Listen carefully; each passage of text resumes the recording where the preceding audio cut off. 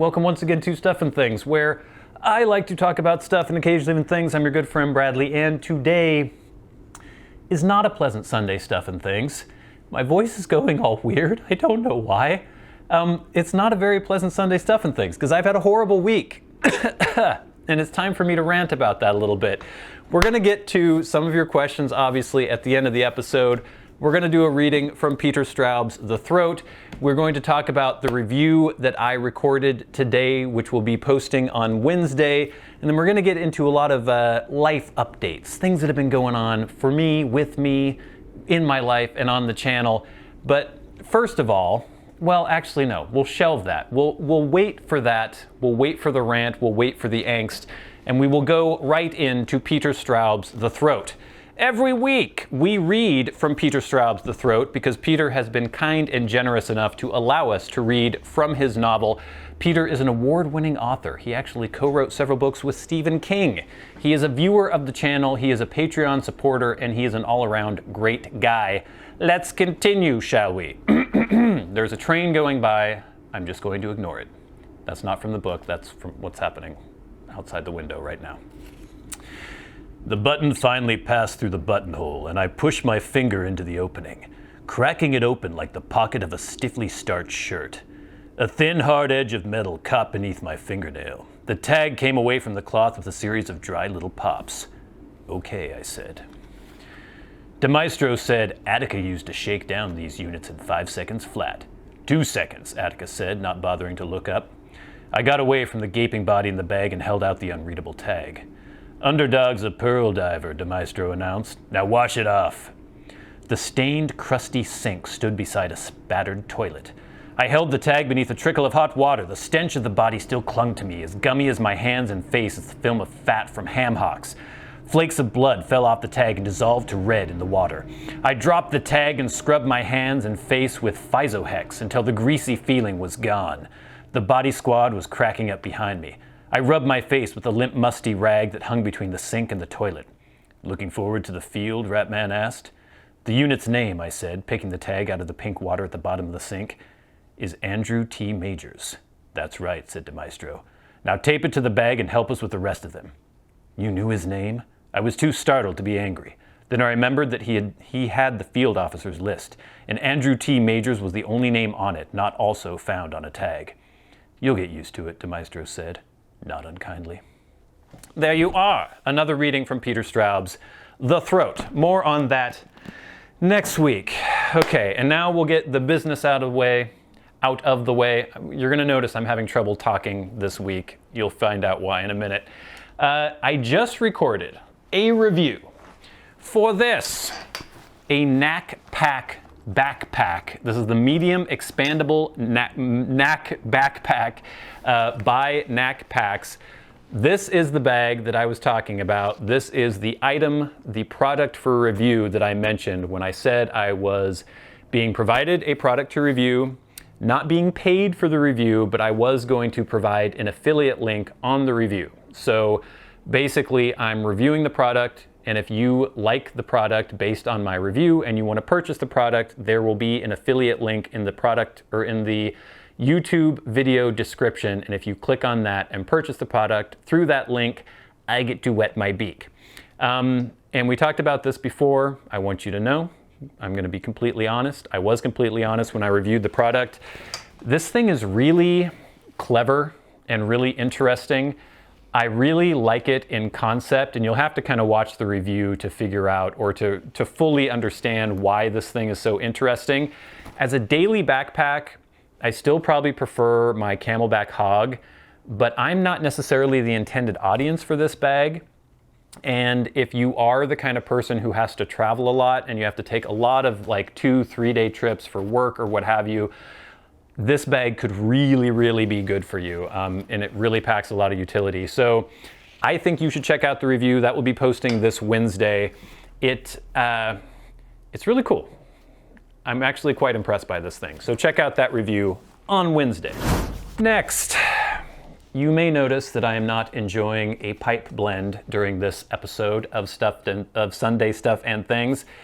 That is because I have had a little issue this week Seems like lately there's always been something going on. Basically, on last Sunday, I was out with my fiance. We were having our kind of Sunday ritual of going out and getting bagels and talking and everything, and just chewing my bagel. You know, nothing weird about that. When I was chewing down or biting down, and I went, ow, and something happened. I felt something. It felt like either like a piece of bagel crust or something had been shoved between one of my teeth or something. Like something didn't feel good. And I stopped for a second and was like, ow, that hurt, something happened. But then there didn't seem to be anything catastrophic going on. And I just finished my meal. I didn't think to actually I don't know, I don't have any sort of dental tools to look inside my mouth or anything, but it didn't occur to me to look into the matter any further than that. And it seemed like the pain was going away. It didn't seem like that big of a deal. Get to Monday evening, and I started noticing that my jaw was swelling a little bit, and there was a bit of pain going on. By Tuesday, there was immense pain. My lymph node here was swollen, my neck was stiff, I had a horrible headache, I could barely open my mouth, and there was immense throbbing pain coming from the back of my mouth. And I knew that I had wisdom teeth. Like, I never got my wisdom teeth removed when I was in my 20s and they were poking their way up. One of them didn't come in at all, this one here. The one up here came in, it was kind of crooked, it was no big deal. The one up there, I think, came in and again was fine, I guess. It was sort of askew as well, but nothing horrible. And then the one down here was kind of impacted. It didn't erupt all the way, but the doctor at the time, or the dentist at the time, was like, if it doesn't give you any trouble, then don't worry about it. If it does give you trouble, then you should get it removed. Years later, had no issue with it. And now I was thinking, well, maybe it's my wisdom tooth. Maybe my wisdom tooth is having some sort of issue. So I got a flashlight, and I got a mirror, and I got all these things trying to look inside my mouth. And I could see like the gums. Now here you go. If you're squeamish, you may not want to listen for a while. I could I could see the gums sort of like engulfing this partially erupted wisdom tooth in the back there. And what looked like, I couldn't tell what it was. I thought it was like maybe part of the wisdom tooth itself, or it was very hard to tell, but it looked like it was sort of partially covered by some gums. Everything was really puffy and inflamed and really painful. And so I was like, okay, do I need to go to the dentist? Do I need to get this extracted? First of all, financially, didn't really want to do it. Time-wise, didn't want to do it. Hassle-wise, didn't want to do it. All these things are coming up, like I have to pay my taxes, moving apartments, all these different financial things that are like, yeah, and then here's just another thing thrown on. So I was like, maybe I don't have to worry about this. I will do some research. So I started looking into, okay, is it an infected tooth? Is there some sort of infection going on there? So I started doing saltwater rinses, and I was doing rinses with like 1 part hydrogen peroxide to 1 part water, rinsing with that. And it seemed like I was getting a little bit of relief, especially with the saltwater rinses. And I thought, okay, well, maybe there's an infection, maybe it'll go away. If it doesn't recur, then that's fine. If it does, then okay, I will have to get the tooth extracted eventually. Finally on, was it Friday? Yes, on Friday in the morning, I have some of those little flossers, you know, that they have a handle and then the piece of floss is held between like a little bow sort of, and you use those to floss your teeth. I was using one of those, and then on the end of that you can sort of peel it back and there's a pick that you can use. And I did that. I took the pick out, got the flashlight, and I just started digging around back there and digging into the gums and where the tooth was sort of covered by the gum. And basically a lot happened. A lot of stuff happened. There was a lot of blood, there was a lot of stuff and just nastiness. And it seemed like, okay, well, maybe there was some sort of cyst, some sort of infection. I've cleaned that out now, maybe it's fine. And so I did another saltwater rinse and everything, and I was feeling a lot better that day. It wasn't excruciating. I could open my mouth, I could eat, I could talk, kind of. It still felt like somebody had like punched me in the jaw. If you've ever gotten a good sock to the jaw, you know what that feels like. And I've had a few. But it seemed better. So then I was like, okay, this is fine, this is fine. But then by, I guess it was this morning, it's Saturday as I'm recording this, the swelling had gone down enough and the pain had gone down, had gone away enough that I could really get a good look in. And basically, I think that I broke that wisdom tooth, so I think it needs to come out. I'm pretty sure that it's broken. It's really hard to tell. It's really hard to look in there. But basically, I think on Monday, I'm gonna have to try to go in and see about yanking the thing. And I'm not looking forward to that. It's annoying. I don't like that. I don't go to the dentist very often. And I don't know, it's not fun. And it's been really irritating. I can't chew on this side of my mouth. That's my chewing side. I always chew on this side. I don't really chew on that side very much. And now I've had to switch and it's irritating. It doesn't feel like I'm the one chewing my food. It's like someone else is chewing my food and then spitting it into my mouth. Life is hard, huh? Anyway, so that's what's been going on with that. In other news, the whole moving thing, I mentioned that we'd be moving soon. We're looking for a place. My fiance and I are looking for a place together. The cost of housing is ridiculous in Bellingham, Washington, but I'm happy to announce that we have found a place. We have been accepted. We have put in a deposit and we are going to be able to move to a new place. And it'll be about what we're both paying individually, just together. Maybe a slight savings, depends on how the utilities are and everything. But it's nice. It's pretty close to where I live now, but it's amazing what just like half a mile will do as far as neighborhood goes. It's so much quieter. It's not right across the street from a homeless shelter, for one thing. And so I'm really looking forward to being able to get into this place. The only issue is that it's going to be a huge hassle to move. I don't know about you guys out there, but I hate moving so much. And it's been so long since I've moved that I have accumulated so much crap that I'm gonna have to wade through. I've already started. I got some boxes and packed up a lot of my books. And I'm just gonna have to start going through things every single day, getting rid of things I don't need. And then when we move, yeah, it's gonna be a hassle. I've got a lot of crap, a lot of big crap. But it's gonna be fun to set up the new place, and I'm really looking forward, obviously, to living with my fiance, but also having a fresh place, new surroundings.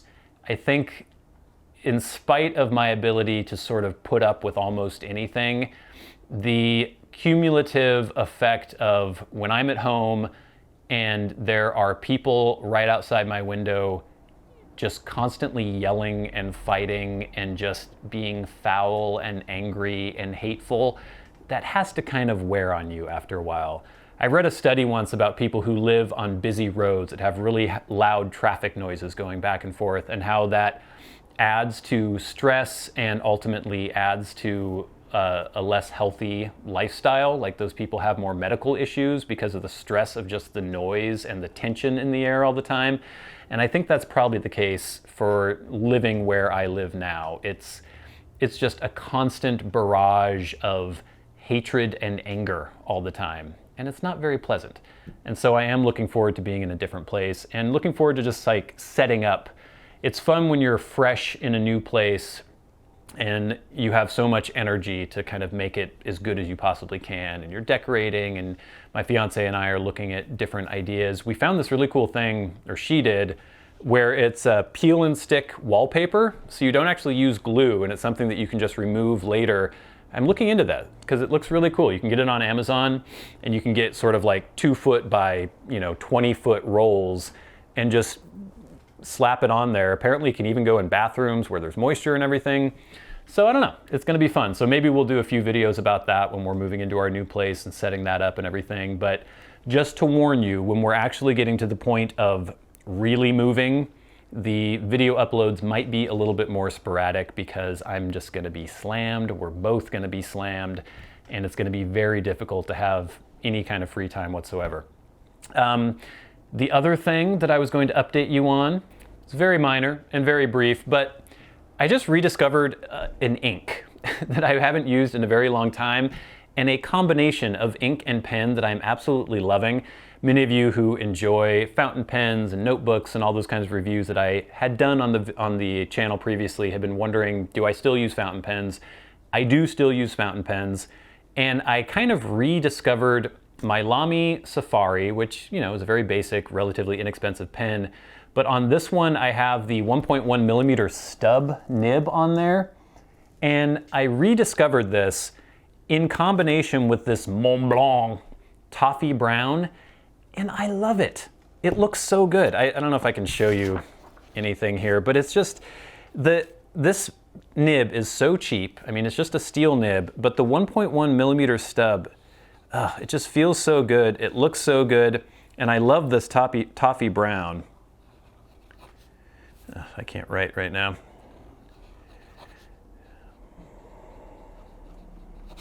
It just looks so good. I love the color. Love it, love it, love it. So if you're looking for a pen, nib, and ink combination, the Mont Blanc Toffee Brown and then the 1.1 millimeter stub on a Lamy Safari, it's so easy to just buy an extra nib and throw it on your Safari. And I know a lot of you who have fountain pens already have a Lamy Safari. You can just pop this nib right out, throw another nib on. So they have the 1.1 millimeter stub. I think there's an even wider stub that they have as well. And I highly recommend them. They're really fun to write with. All right, gang, kind of a weird Sunday stuff and things this week, I know. There's just a lot going on right now, and I thought I'd give you a little update on all that kind of stuff. I don't know why this printed. There's nothing on this page. There you go. But now we will get to hashtag askstuffandthings, and that's the part of the show where you can ask me questions. If you would like to ask me a question and have it answered on the show, tweet at @SATBradley with the hashtag askstuffandthings, and I will do my best to answer you. Please keep sending your questions in. I love being able to interact with you that way. Also, if you are a Patreon supporter, you can ask me questions on Patreon. And our first question comes via Patreon. This is from Joshua Mooch, I believe. So if there's an umlaut over a U, you do a moo, right? Mooch? I think that's right. Hello, my good friend Bradley. I have to thank you for the great content you produce. Since I wanted to thank you, I thought Patreon is a good way. Thank you, Josh. I also have a question for hashtag askstuffandthings. Would it be possible for you to look at one of the blends from the Shire series of Vauen? Most of them are flavored, but my favorite is the Broken Flake, and this one is without flavoring. I would be very happy if you would try a German blend. Greetings from Germany, Josh. I have looked into those blends before, and as you said, most of them are flavored, and I wasn't super into checking them out, but the Broken Flake I will look into for sure. I can't promise you that it will come quickly because I have so many blends that I have to get to, but I will definitely look into Broken Flake. I love writing with this pen and this nib. It's so nice. Next, from Twitter. This is a very long missive from Chris Coffey, and I thought it was an interesting question, so I figured I would give it to you guys, or read it in front of you guys, and I would give my answer on the show. At Machin Guy, Chris Kahi says, I think it's Kahi, right? I think so.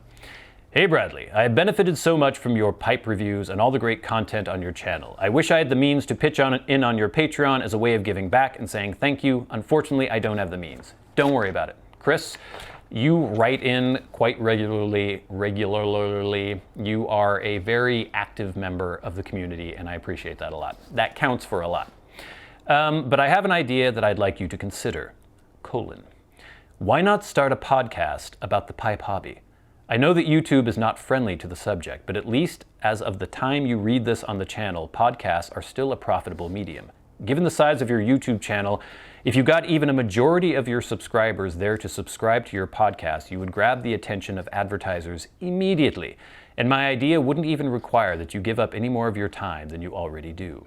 You could simply take the previous Pleasant Sunday Stuff and Things, first impressions, and full reviews and turn each one into a podcast episode.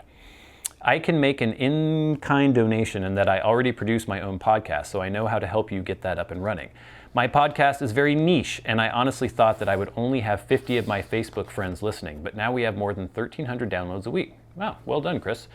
But this is about you and stuff and things, so I'm happy to be involved from not at all to as much as you want. Maybe diversify your media a bit. What do you think? Chris, thank you so much for that very thoughtful message and for taking the time to write that to me. And also congratulations on your podcast. That's really cool. You should have mentioned it. I would have given you a little shout out here. I have thought about a podcast before. I've actually had a podcast before with a friend of mine. But what I really enjoy about the podcast format is when there is a conversation. And so if I were to do a podcast again, and I know that you're talking about me just kind of uploading past reviews and things as podcasts, that's an idea, and it's not a bad idea.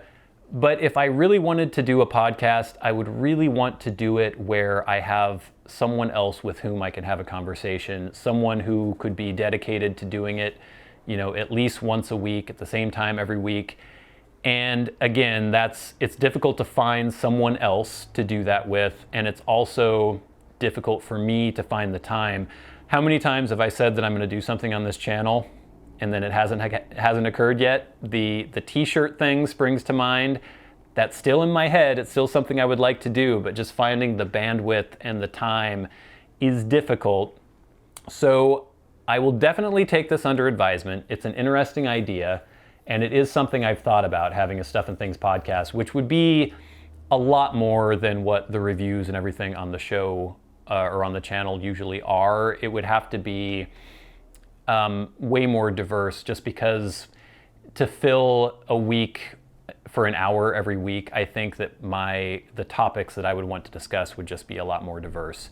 But I'll keep considering that. That's something that I would like to do. There are so many things that I would like to do, but like I said, a lot of it is just having the time and the energy to be able to do it. And when you're working full time and everything else, it is difficult. But thank you for that suggestion. And last, we have a question from Tyler at Tyler Brubaker 20. Tyler, thank you so much for sending in questions so often. Tyler says, "Hey Bradley, hope all is well. I know that Elizabethan is your main go-to, but what was it like when you tried it for the first time? Hashtag askstuffandthings." That is a good question, and it's hard for me to remember exactly. I fairly recently watched my review of Elizabethan, which I posted over 5 years ago. But I watch it because I was doing the revisited episode for Elizabethan. And at the time of the review, I really, really liked it. But I'm trying to remember that the very first bowl I ever had of it, if that really just knocked my socks off or not. I don't think it did. I think it took a little while for me to really appreciate it. I remember having a tin. I think I had one tin before I did the review tin. And I think that first tin I had, it took me about 3 weeks to get through it, because it was just one of many other blends that I was trying at the time. And I think I liked it, and then I figured, okay, I'm going to review this, so I'll get another tin again. And I think it was that second tin where it really locked in for me, and I really, really started enjoying it. And that's kind of the case with a lot of blends, and that's why you have to take my reviews with a grain of salt as well, because sometimes one tin isn't enough for you to really, really understand what the blend is about and whether or not you're really going to enjoy it. And obviously I can't take the time to devote, 3 tins worth of a blend to a review. I have to just review it off of one tin, and typically after 1 or 2 weeks of having smoked it. So it's an interesting thing to think about. My reviews are as honest and comprehensive as they can be, but I should be trying these things for a month before I give you my opinion, but obviously that's just not going to be able to happen. Thank you for the question, Tyler. All right, I think that's going to have to be the end of this Sunday Stuff and Things. But before we go, it is time for the best part of the show, and that is where we thank our Patreon supporters. It means so much to the channels to have your support on Patreon. There is a link in the description box below. Patreon.com. I'm going to ruin that every time. Patreon.com/StuffandThingsShow. If you would like to support the channels, it is very much appreciated, but do not feel obligated, please. But if you do support the channels at $25 or more and up, you get a special shout out every week. And we would like to thank our good friends Glenn, Derek, Cody Striegler, Kirk Crompton, Private Eye, C.W. Piperman, Ryan McFadin, corbynborbyn, Adam Loveless, MDoftheNorth, Ryan Stauffer, and AJ Hoge. And now for the Maniacs, the crazy, insane people who support the channels at $100 a month.